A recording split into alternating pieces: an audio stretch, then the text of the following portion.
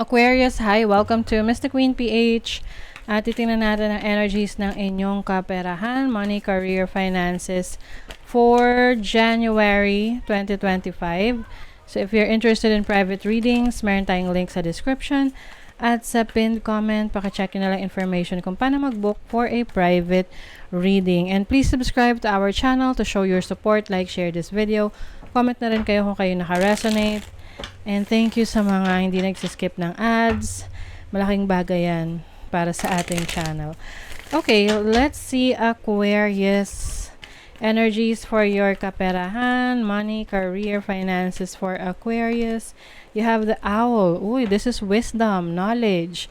So, maaring meron kang mga pinag-aaralan ngayon, ine-explore. You want to learn more. So, iba naman, you are going to share your knowledge and skills sa ibang tao as your way of earning money. So, teacher, ganyan, coach, trainer, ayan. And owl is also about messages, clarity. So, maaring ngayon, malinaw na sa'yo kung ano yung gusto mo para sa career mo or para sa business mo. You have the star. Oh, ang daming pangarap. Oh, ang dami mong gustong tuparin, gawin for yourself. And this is also divine guidance, no? You are being guided to your purpose. Ginaguide ka ng universe sa iyong destiny. Mararamdaman mo yan kasi if you're being guided to your purpose, parang siya walang distractions for you. It will just go with the flow, no? Kumbaga, mabilis, madali para sa iyo na ma-achieve yon because that is your destiny. Walang resistance because you are going according to your purpose. You also have the sage. Sage is about cleansing. This is about detoxification. So, maaring yung mga old habits nyo, mga bad habits, negative habits pagdating sa pera, sa trabaho, how you do your job, you are releasing that, no? Nililinis mo ang sarili mo, tinatanggal mo ang anything na maaring maging dahilan para magulo or maging complicated yung mga iniisip mo.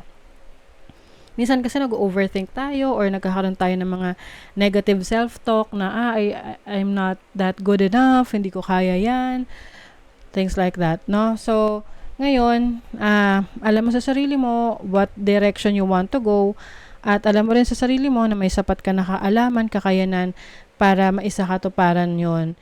And yun palang enough na yon para magtiwala ka sa sarili mo. At yun rin ang magiging dahilan para positibo yung mga pumapasok sa isip mo. And yun yung mamamanifest mo. Okay? So you are detoxifying, releasing kanigahan, nega energies. Okay, let's see what else. Yung iba, pwedeng you are also cutting connections, no? Cutting off people na sa tingin mo ay hindi sila helpful para sa'yo. Instead na makatulong, ay nagiging burden pa sila sa inyo. Okay, let's see what else, Aquarius. You have the King of Cups. Being intuitive. O, ayun. Ito na yung Eight of Swords na overthinking and pagkakaroon ng parang negative self-talk. Oo. You have the Page of Swords. You're very curious right now. You are learning new things. Meron kang certain interest. Yung iba sa inyo naging interesado kayo sa internet, paano kumita sa internet, paano kumita online, magnegosyo online, or i-improve pa yung presence mo, social media presence.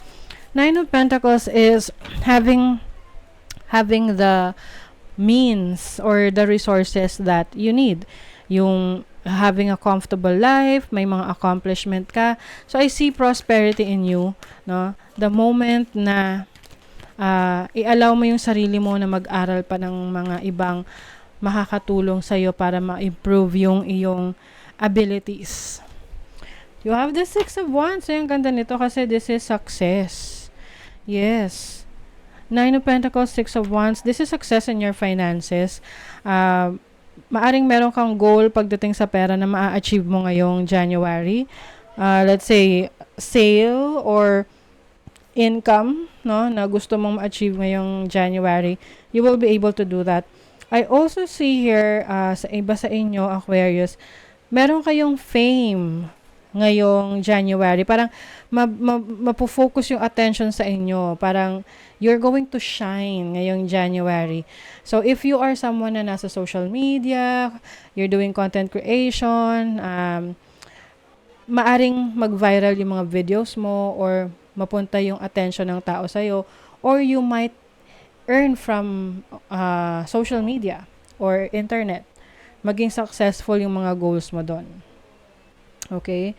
So, kailangan lang talaga iwasan ng negative self-talk, yung mga frustration mo. Minsan, parang you want to make things happen na mabilisan. Minsan kailangan pagdaanan ng isang proseso para maging maayos yung resulta, 'di ba? Altar. So, yung iba sa inyo, meron kayong special place sa bahay ninyo or sa office ninyo na kung saan i-remind kayo of your faith.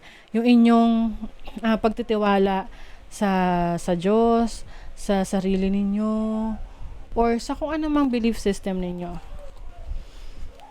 Some of you have talents in writing, content creation. Ayun na nga, lumabas. Your words are powerful to influence others. Yes. So, iba sa inyo, Aquarius, maaring you will improve on your public speaking. You will improve in your communication skills para mas effective kayo sa ginagawa nyo sa career, trabaho ninyo, or yung inyong source of income, yung mga projects ninyo. More on the social media side yung iba sa inyo frugal. You are also going to be very careful of your finances, kung paano ka gumastos ng pera. Hindi ka rin basta-basta nagagamit ng credit card, swipe dito, swipe doon. Nagkakaroon ka na ng awareness kung paano mo mas mamamanage yung pera mo ng maayos, na to be more responsible for yourself, for your future, na hindi laging yung parang bahala na si Batman, ganon. Bahala na kung ano mangyayari. 'Di ba? Pagdating sa pera, maganda na may plano tayo. Oo. Kung saan natin yan gagamitin. The choice is clear for you now. Follow the wisdom and truth you feel in your heart. Kung meron kang decision making, alam mo na ang pipiliin mo. Malinaw sa'yo ang iyong choice. Ipa-follow mo kung saan ka mas resonating, saan mo mas magagamit yung talento, yung kaalaman mo. Let go of convention and follow your own unique path. Yes. So, hindi ka lang basta-basta susunod sa trend or susunod sa kung ano yung ginagawa ng nakararami. Kasi ikaw yung leader, ikaw yung pioneer. So, some of you, kayo mismo yung trendsetter. You are being gifted with blessings of happiness and peace. Wow. So, there are blessings coming in sa inyo. At isa sa blessings na yan is happiness and peace. Or dalawa sa blessings na yan. So, happiness is about contentment. This is also about, mga bagay na magiging celebratory sa'yo. So, pwedeng iba sa inyo, meron kayong mga isi-celebrate na mga achievements ngayong January. And also, peace is like peace of mind. Having the peace of mind. Diba kapag ikaw ay financially stable, meron kang peace of mind. Kasi ano man yung challenges na dumating, you have savings, no?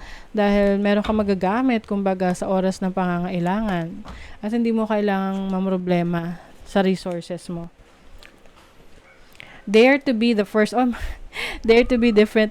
Oh my God, so ito yun. Pagiging pioneer, diba? Dare to be the first, dare to be the different. So, yun yung energy for you, Aquarius, na kayo yung tipong hindi gumagaya, kayo yung ginagaya. Dahil kayo yung nauuna.